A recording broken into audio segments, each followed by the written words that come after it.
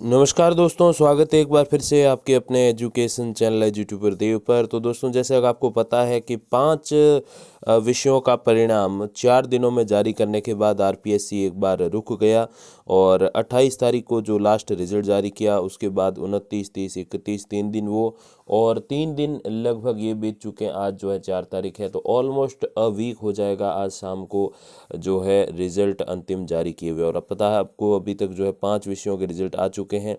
अपने एग्रीकल्चर यानी कि कृषि विषय का रिजल्ट आ चुका है, फिर फिलोसफी यानी कि दर्शन शास्त्र, फिर केमिस्ट्री रसायन शास्त्र, फिर होम साइंस का एजुकेशन एक्सटेंशन जो पार्ट है उसका, और वनस्पति शास्त्र यानी कि बॉटनी, इन सभी का रिजल्ट आ चुका है। और लास्ट जो परिणाम जारी किया गया था वो 28 जनवरी को जो है बॉटनी का जारी किया गया था। उसके बाद फिर जो उनके टेम्परेरी स्थायी अध्यक्ष थे अपने शिव जी, वो जो है रिटायरमेंट उन्होंने ले लिया।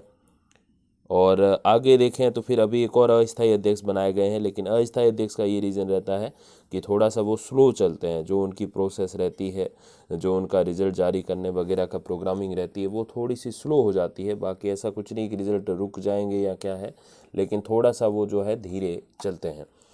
और यही एक फ़िलहाल आरपीएससी के पास जवाब है। लेकिन आज हम इस वीडियो में बात करेंगे अब तक जारी किए गए परिणामों का पिछली भर्ती के परिणामों से तुलनात्मक विश्लेषण। तो कुछ एक आंकड़ों के आधार पर मैं बताऊंगा कि अब की बार जो फाइनल कट ऑफ है उस विषय की कितनी जा सकती है। बाकी तो मैंने एक विस्तृत वीडियो बताया था आपको जारी करके कि हाँ कितनी जा सकती है, लेकिन इस बार जो कहानी हुई है कितने गुना अभ्यर्थी पास करना और क्या कुछ मैटर रहा, उसके बेसिस पे बात करेंगे। हालांकि जो प्रोविज़नल कट ऑफ, जो इंटरव्यू के लिए कॉल के लिए कट ऑफ रहती है, और जो फाइनल कट ऑफ जिससे फिर सिलेक्शन माना जाता है इंटरव्यू के नंबर जुड़ने के बाद, उसमें जो डिफरेंस होता है वो बहुत सारे जो एक कारण होते हैं वो मिलके जैसे तय होता है। जैसे आपको पता है, जो कट ऑफ किसी भी एग्ज़ाम की रहती है जो प्रश्न पत्र के आधार पर, तो उसमें खाली यही नहीं देखा जाता कि अभ्यर्थियों की संख्या कितनी है, ये भी देखा जाता है कि प्रश्न पत्र का जो कठिनाई स्तर है वो कैसा है। उसके अलावा उस प्रश्न पत्र के आयोजन से पहले कैसी परिस्थितियां रही वो भी देखी जाती हैं। तो वैसे 2-3 ऐसे निर्धारक कारक भी मैं इस वीडियो के अंत में आपको बताऊंगा, जिससे आप समझ सकोगे कि किन कारणों से जो है अपने प्रोविज़नल कट ऑफ से फाइनल कट ऑफ जो है जो ज़्यादा रहती है 30, 40, 50 नंबर तक भी कई बार, तो उसके पीछे क्या कुछ कारण हो सकते हैं।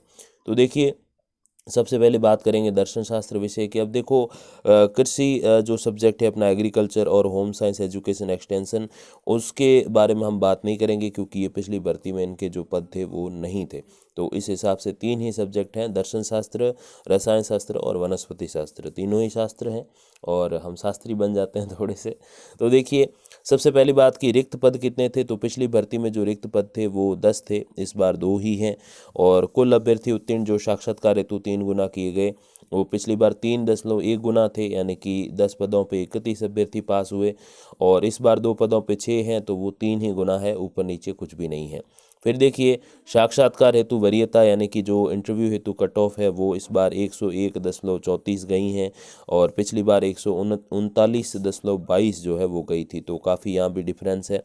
अब देखो, अंतिम वरीयता, अब इसमें भी मैं आपको एक फैक्ट बताऊंगा। तो अंतिम वरीयता जो है पिछली बार 139 प्रोविजनल से 172.54 गई, और इस बार 101.34 से 133.56 जा सकती है। और स्टार का मतलब ये है कि ये पूर्वानुमानित है, ये अभी जारी नहीं हुआ है क्योंकि इंटरव्यू बाकी है। अब देखो, ये जो पूर्वानुमान है मैं किस बेसिस पे लगा रहा हूँ, यूं ही तुक्का तो नहीं लगा सकते कि भाई हाँ ये हो सकता है, क्योंकि अलग अलग परिस्थितियाँ रहती है, कुछ एक आंकड़ों का फैक्ट इसमें रहता है। तो देखिए, पिछली बार जब 3.1 जो अभ्यर्थी 3.1 गुना अभ्यर्थी जो है इंटरव्यू के लिए कॉल आउट किए गए, तो जो अंतर रहा अपने प्रोविजनल और फाइनल कट ऑफ का वो 33.32 का रहा। तो इसको मैंने 3.1 गुना में जो है भाग कर दिया या यूँ कहें बांट दिया। तो इससे मुझे पता चल गया कि जो है 10 पदों पे या यूँ कहें 1 गुना पदों पे कितने अभ्यर्थियों को जो है बुलाकर 1 गुना जो अभ्यर्थी होते हैं उस पर जो है कितनी कट ऑफ अप होती है, कितनी कट ऑफ बढ़ती है। तो उसी बेसिस पे मैंने जो है 3 से गुना करके ये जो है 133.56 की फाइनल कट ऑफ निकाली है। तो आप समझ गए सारी कहानी, फिर से समझें। तो देखिए, जो अंतर है उस अंतर को क्या करना है, किस में भाग करना है, रिक्त पदों के विरुद्ध जो अभ्यर्थी बुलाए गए उनमें भाग करना है, ताकि हमें पता चले कि 1 गुना अभ्यर्थी पे कितनी जो कट ऑफ बढ़ती है प्रोविजनल से फाइनल की तरफ। समझ गए आप? आप फिर क्या है उसको गुना कर देना है अब की बार जितने गुना अभ्यर्थी बुलाए गए उससे। तो आपको पता चल जाएगा कि भाई पिछली बार 3.1 पे जो है वो 33.32 का अंतर रहा, तो इस बार 3 गुना अभ्यर्थी 3.1 थे पिछली बार, इस बार 3 गुना अभ्यर्थी पे कितना अंतर आएगा, और उसी के आधार को मैंने जो है एक तरीके से बेस बनाया है और ये आपके सामने फाइनल कट ऑफ मैंने रखी है भाई क्या हो सकती है। ये एक पूर्वानुमान है, कुछ एक आंकड़ों को बेस बनाकर, जैसे मैंने अभी बताया आपको, ये ऐसे फिक्स्ड नहीं है कि हाँ इतने बनेंगे तो ही आप सेलेक्ट होंगे नहीं तो नहीं होंगे। बहुत सारी परिस्थितियां रहती है, वो मैं वीडियो के एंड में बात भी करूंगा कि उन सभी को भी ध्यान में रखना होता है, खाली आंकड़ों से नहीं होता। तो अभी तो अपने पास आंकड़े ही हैं, बाकी सारी परिस्थितियां तो नहीं है, क्योंकि जो आपको पता है कि कट ऑफ जारी होती है वो सबसे नीचे वाले अभ्यर्थी किस नंबर से सिलेक्ट हुआ है वो बताती है, सबसे ऊपर वाला किस नंबर पे है वो नहीं बताती। तो ये कुछ एक फैक्ट।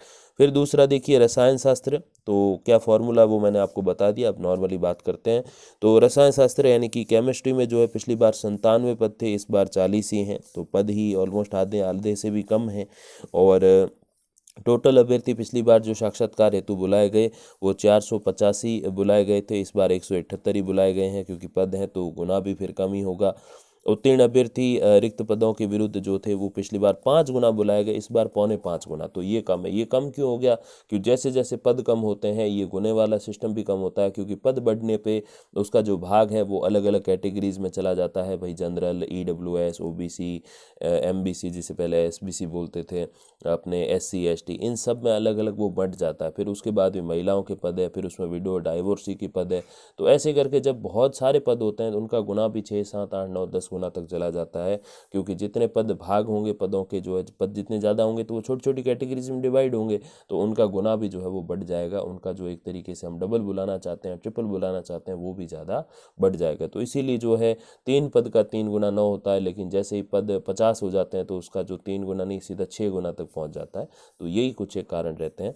और देखिए फिर साक्षात्कार हेतु वरीयता जो है वो कितनी गई, तो पिछली बार गई थी 112.42, इस बार 115.26, तो थोड़े से अभ्यर्थी भी कम है, पोस्ट भी कम है, तो जाहिर सी बात है 3 अंक ज़्यादा जाना लाजमी था, बिल्कुल वाजिब जिसको कहते हैं उर्दू में। तो देखो अंतिम वरीयता, अब इसका निर्धारण मैंने कैसे किया वो मैंने आपको बता दिया, क्योंकि पिछली बार जो अंतर रहा 47.05 का, जो अपने हैं 5 गुना बुलाने पे, तो इस बार अगर 4.25 गुना बुलाए जाते हैं तो 115.26 जो अभी प्रोविजनल कट ऑफ है इंटरव्यू के लिए, तो वो बढ़ के हो सकती है 157.13। अब देखो होगी या नहीं होगी, कम ज़्यादा होगी, तो वो तो डेफिनेटली चेंज तो आएंगे। तो ये तो एक पूर्वानुमान था और उसका मैंने आपको पूरा फॉर्मूला बता दिया, आप भी बैठ के निकाल सकते हो कि हाँ सर ऐसे आपने बनाया है। ठीक है, तो ये चीज़ें हैं। अब देखो अगले सब्जेक्ट की ओर बढ़ें तो है वनस्पति शास्त्र, यानी कि अपना जो बॉटनी जिसे कहते हैं।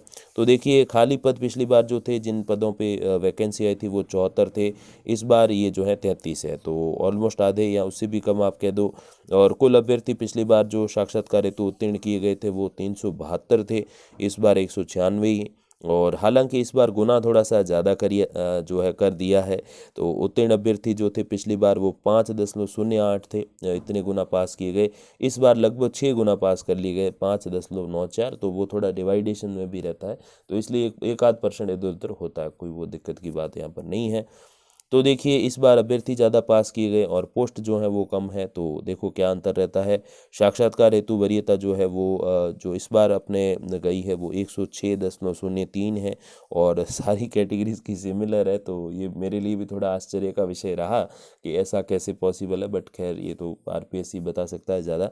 तो पिछली बार जो गई थी वो 61.74 गई थी, तो ये तो काफ़ी ज़्यादा डिफरेंस है, और यही डिफरेंस आगे जाके और बड़ा बनेगा।